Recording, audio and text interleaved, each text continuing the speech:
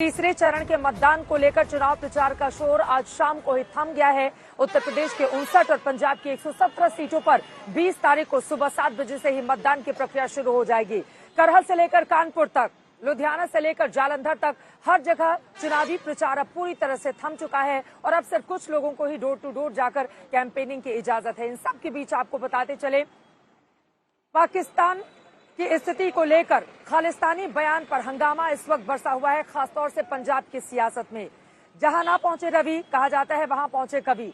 कवि कुमार विश्वास ने खालिस्तानी वाले बयान को लेकर अरविंद केजरीवाल पर जिस तरह से हमले किए थे, उसको लेकर बीजेपी कांग्रेस पार्टी लगातार आम आदमी पार्टी के मुखिया अरविंद केजरीवाल को लेकर हमलावर हैं। इस पूरे मामले में अब केजरीवाल ने अपनी चुप्पी तोड़ी है और पूरी खबर को भ्रामक और झूठा कहा। इन सब के बीच सियासत भी पंजाब की एक अलग ही दिशा में आगे की ओर बढ़ती हुई नजर आ रही है। ये रिपोर्ट देखिए। पंजाब की सियासत में कुमार विश्वास ने खालिस्तान की चिंगारी लगाई तो विरोधियों ने भी इसे जमकर हवा दी। आज पंजाब चुनाव प्रचार का आखिरी दिन था। मतदान से पहले केजरीवाल के पास जनता तक अपना पक्ष पहुंचाने का आखिरी मौका था। ऐसे में केजरीवाल बोले और जमकर बोले।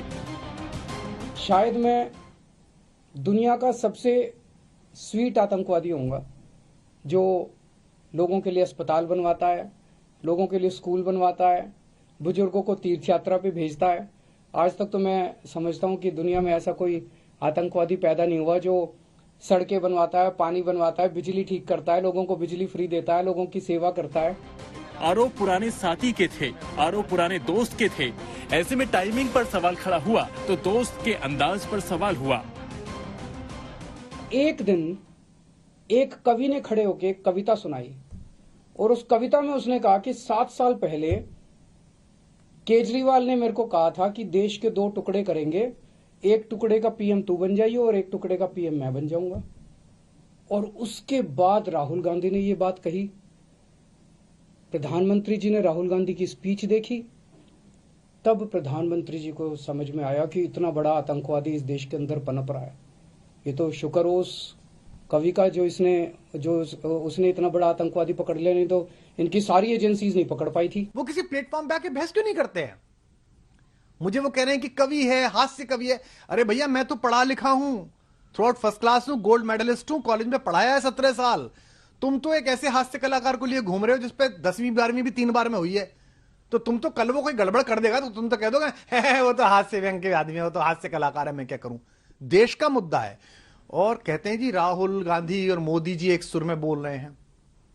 राहुल गांधी और मोदी जी एक दूसरे के खिलाफ चुनाव में भीषण वार प्रहार करते हैं, ठीक है जी, खूब एक दूसरे के राजनीतिक दुश्मन है, लेकिन कम से कम उन 2 लोगों में, उन 2 पार्टियों में यह तमीज तो है कि राष्ट्रीय अखंडता के मामले में एक हो जाएं।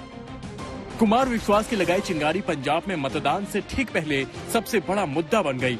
कल पीएम मोदी ने अपनी रैली में कुमार विश्वास के बयान का जिक्र किया तो आज केजरीवाल ने विरोधियों पर जमकर सवाल दागे।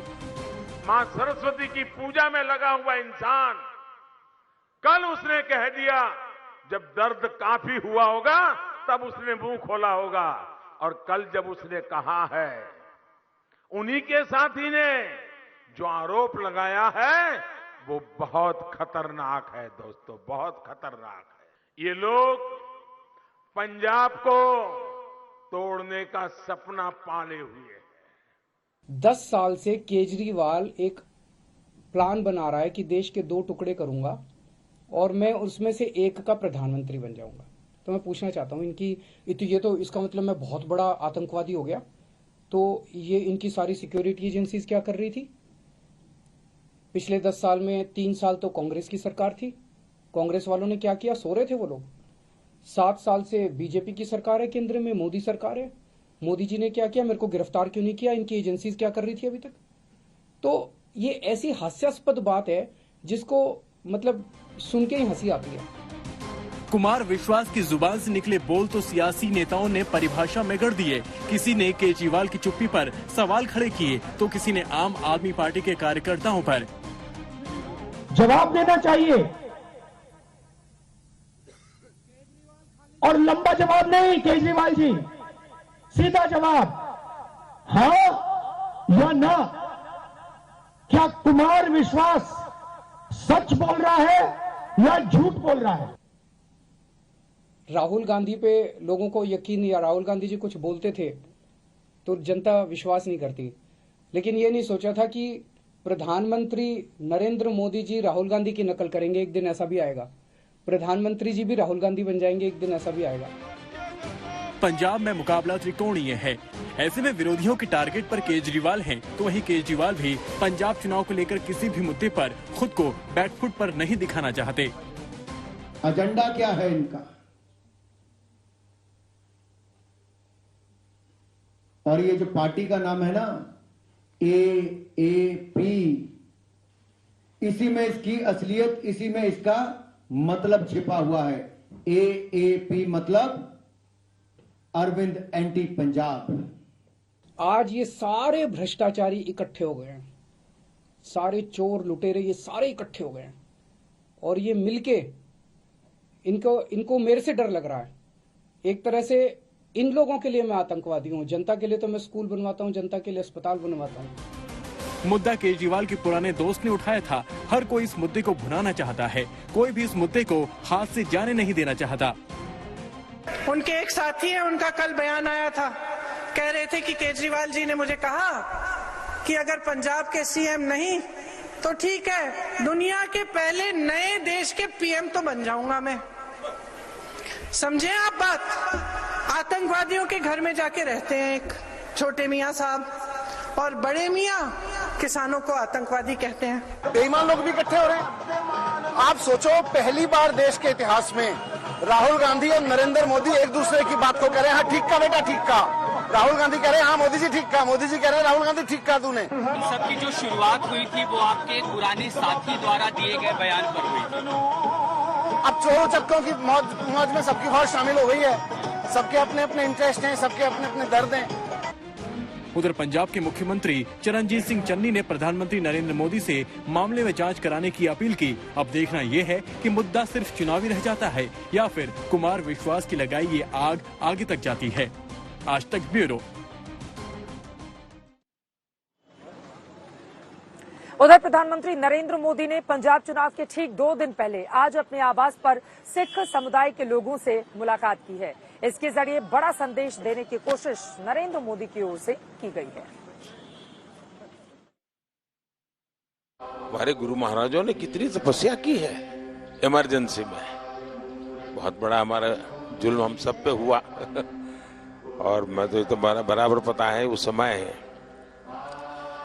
पंजाब में जो सत्याग्रह हुआ था इमरजेंसी के खिलाफ, तो बड़ा अद्भुत था जी। अब मैं उस समय अंडरग्राउंड रहता था, तो अंडरग्राउंड रहना है तो कुछ कपड़े वपड़े बदलने पड़ते थे, तो मैं सिख के कपड़ों में ही रहता जी मैं पगड़ी पहनता था परिवार को एकजुट दिखाकर करहल की लड़ाई को आसान बनाने की कोशिश में उत्तर प्रदेश के पूर्व मुख्यमंत्री सपा मुखिया अखिलेश यादव लगातार लगे हुए हैं, लेकिन इन सब के बीच बीजेपी के बड़े नेताओं का करहल पहुंचना लगातार जारी है। आज यूपी के सीएम योगी आदित्यनाथ करहल पहुंचे और उन्होंने चाचा शिवपाल के बहाने अखिलेश यादव पर तंज कसते हुए कहा कि आखिर अखिलेश के रथ में शिवपाल यादव को कुर्सी क्यों नहीं मिली। ये रिपोर्ट देखिए।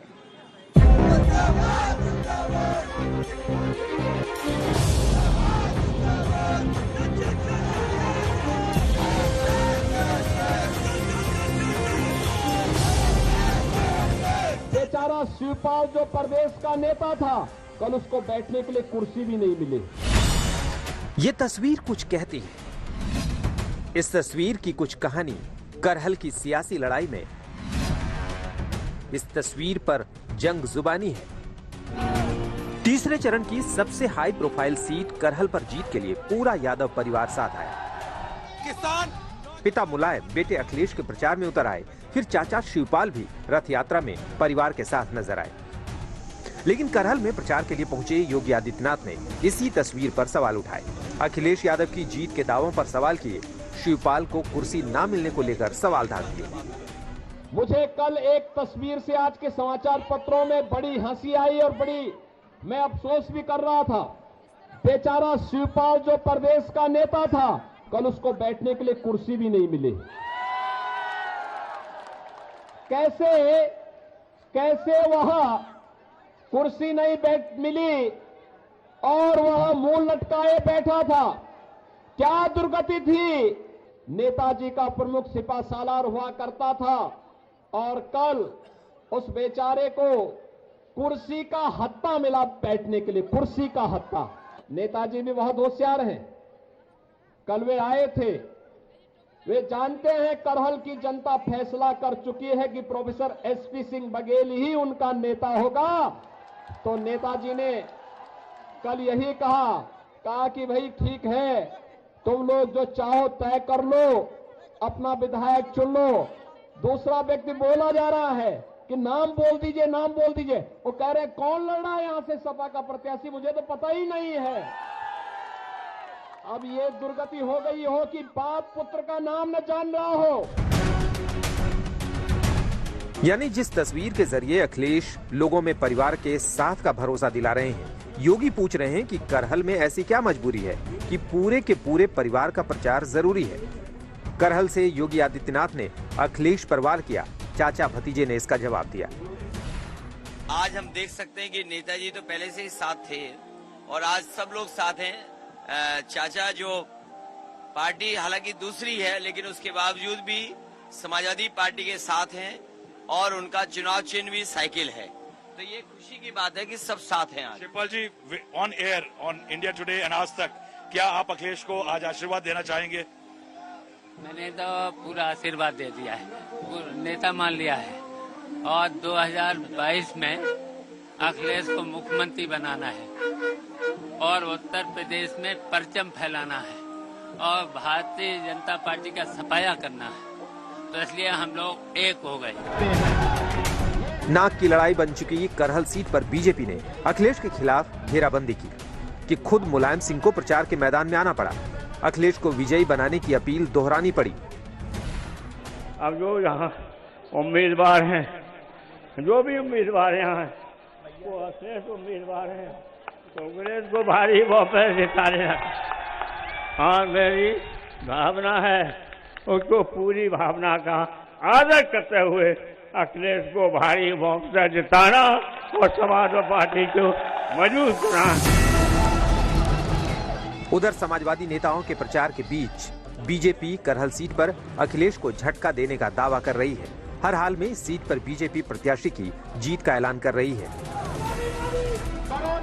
यही वजह कि अखिलेश की सीट करहल के प्रचार युद्ध में योगी आदित्यनाथ ने तीखा वार किया।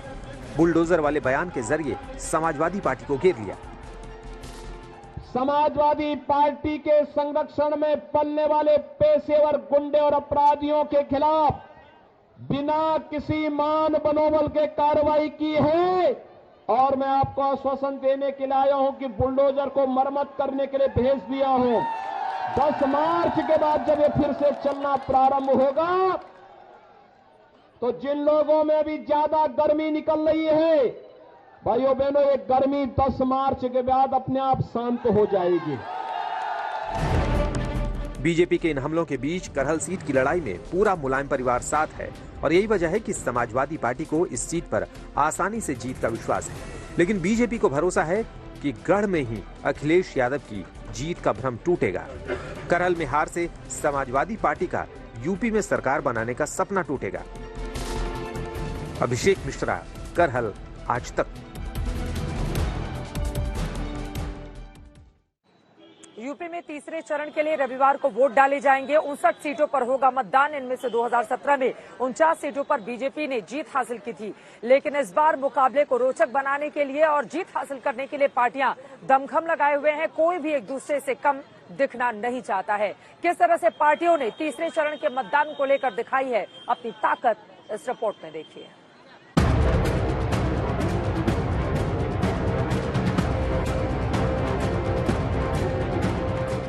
पहले और दूसरे चरण में ही समाजवादी पार्टी और गठबंधन के लोगों ने शतक मार लिया है।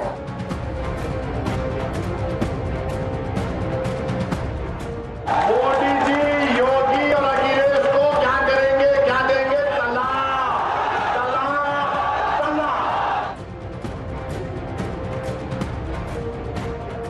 जब वोट मांगने कोई आए तो उनसे जरूर पूछना कि आप किस मुंह से वोट मांगने आए हैं। आप ही थे ना, आपकी सरकार थी ना जिन्होंने राम भक्तों पर गोलियां चलाई। 20 फरवरी में फासला अब सिर्फ 2 दिन का ही बचा है और तीसरे चरण में पश्चिमी यूपी से आगे बढ़ता हुआ विधानसभा चुनाव बुंदेलखंड अवध की धरती तक पहुंच रहा है।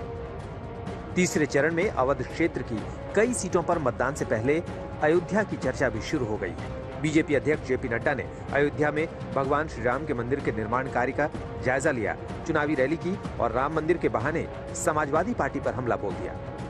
आज लोग आपसे वोट मांगने आएंगे, आपसे वोट मांगेंगे, प्रजातंत्र है, सबको अधिकार है। लेकिन मैं सिर्फ अयोध्या की बात नहीं कर रहा हूं, मैं पूरे उत्तर प्रदेश की बात कर रहा हूं।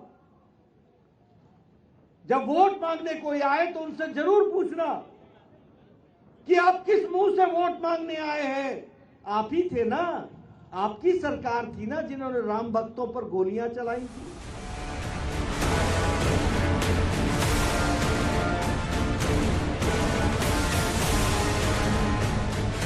तीसरे चरण के चुनाव से पहले यूपी में दिग्गजों का धुआंधार प्रचार जारी रहा।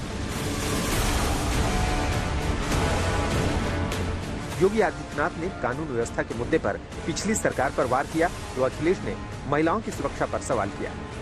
2017 के पहले यही चलता था, अराजकता चरम पर थी। हर तीसरे दिन एक दंगा होता था, दंगा के बाद कर्फ्यू, महीनों तक कर्फ्यू। न बेटी सुरक्षित थी, न महिलाएं सुरक्षित थी, न व्यापारी सुरक्षित था। और भाइयों बहनों, उस असुरक्षा के माहौल में उत्तर प्रदेश में प्लान होता था। सबसे ज्यादा असुरक्षित देश में महिलाएं कहीं हैं तो वो उत्तर प्रदेश में हैं। उधर और अब बात करेंगे अहमदाबाद ब्लास्ट की, जिस पर आज एक अहम ऐतिहासिक फैसला आया है। कोर्ट ने 38 दोषियों को फांसी की सजा सुनाई है।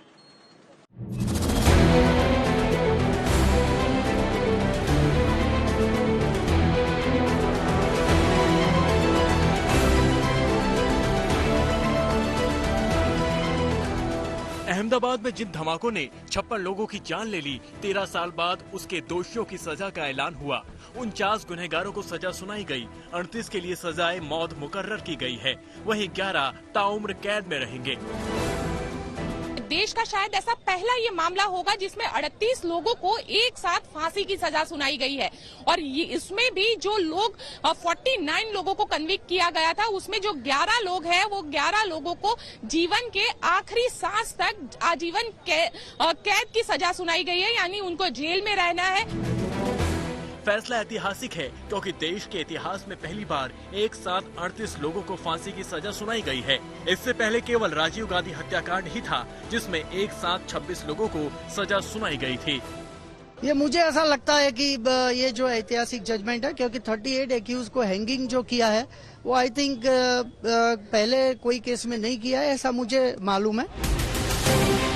26 जुलाई 2008 यही वो दिन था जब 70 मिनट के दौरान 21 बम धमाकों ने अहमदाबाद की रूह को हिलाकर रख दिया। शहर भर में हुए इन धमाकों में 56 लोगों की जान चली गई, जबकि 200 लोग घायल हुए थे। धमाकों की जांच पड़ताल कई साल चली और करीब 80 आरोपियों पर मुकदमा चला। पुलिस ने अहमदाबाद में 20 FIR दर्ज की थी, जबकि सूरत में 15 अन्य FIR दर्ज की गई थी, जहां विभिन्न स्थानों से जिंदा बम भी बरामद किए गए थे। देश के अलग अलग राज्यों में से आरोपियों को पकड़ा गया, कुछ आरोपी पकड़े गए थे, उनको ट्रांसफर वारंट से लाया गया। इन्वेस्टिगेशन टीम ने शुरू से कोई भी चीज इसमें बाकी ना रह जाए, छोटी सी छोटी कड़ी केस में जो इम्पोर्टेंट होती है वो प्राप्त करने के लिए बहुत मेहनत की और इस मेहनत के अंत ये सफलता अहमदाबाद सिटी पुलिस को मिली। इस आतंकी वारदात को अंजाम देने के लिए देश के अलग अलग हिस्सों से आतंकी शामिल हुए। दिल्ली से हिजबुल मुजाहिदीन के बम प्लांट के लिए 12 आतंकियों को भेजा गया था। 38 आतंकियों को फांसी की सजा सुनाई है। इनमें 4 आतंकी ऐसे हैं जिन्हें दिल्ली के बाटला हाउस एनकाउंटर के बाद दिल्ली पुलिस स्पेशल सेल ने गिरफ्तार किया था। जांच में यह भी खुलासा हुआ था कि दिल्ली से कुल 12 इंडियन मुजाहिदीन के आतंकी ट्रेन पकड़कर अहमदाबाद गए थे और वहां पर बम को प्लांट किया था। दोषियों के पास मौका है आगे सजा के खिलाफ अपील करने का। बहरहाल कोर्ट ने ऐतिहासिक फैसला सुनाया है। अहमदाबाद से गोपी घांगर, दिल्ली से अरविंद ओझा के साथ आज तक ब्यूरो।